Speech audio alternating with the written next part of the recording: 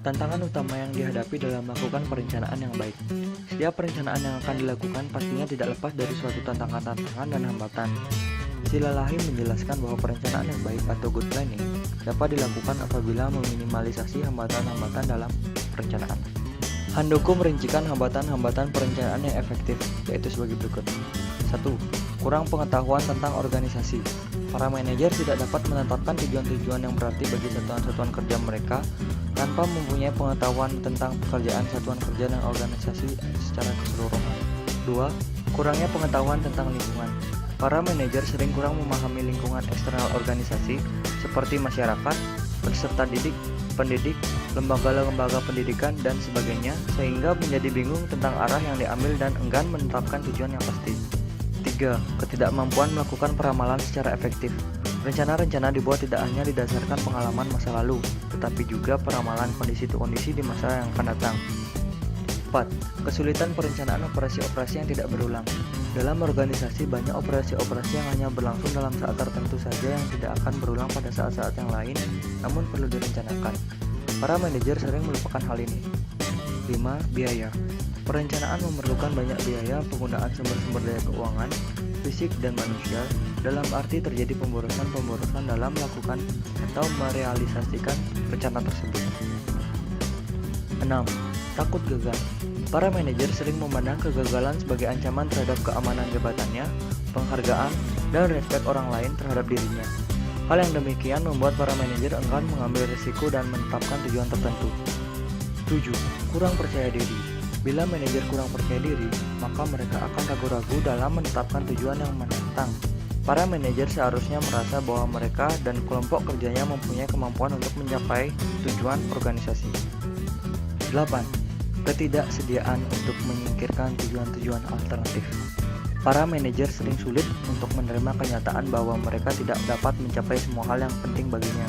Akibatnya, mereka menjadi enggan untuk terikat pada satu tujuan karena harus menyingkirkan berbagai alternatif lainnya. Kemudian, langkah-langkah yang dapat dilakukan dalam mengatasi tantangan tersebut. Pertama, melibatkan para pegawai, terutama mereka yang terkena pengaruh dalam proses perencanaan.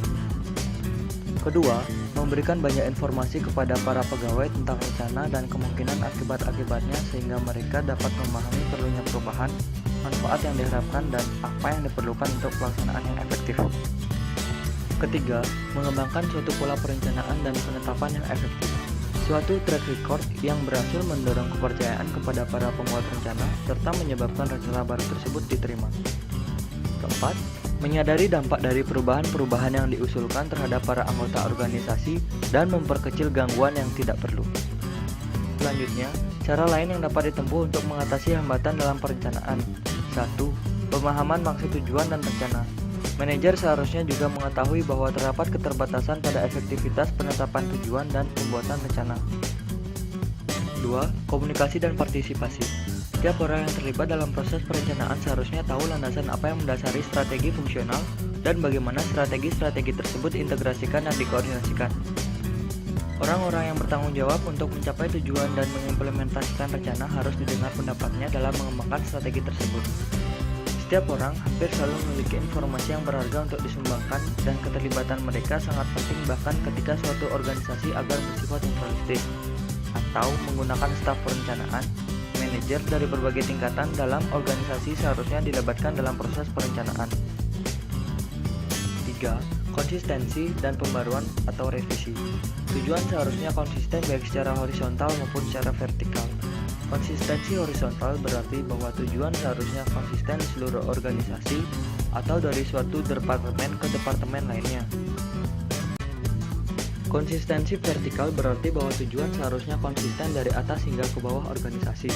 Tujuan strategis, taktis, dan operasional harus selaras.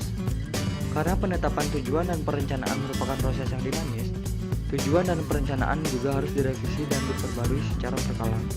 4. Sistem penghargaan yang efektif. Secara umum, orang seharusnya diberi penghargaan baik karena menetapkan tujuan dan rencana yang efektif maupun karena berhasil mencapainya. Karena kegagalan terkadang berasal dari faktor-faktor di luar pengendalian manajemen. Orang seharusnya dipastikan bahwa kegagalan dalam mencapai tujuan tidak akan selalu memiliki konsekuensi hukuman.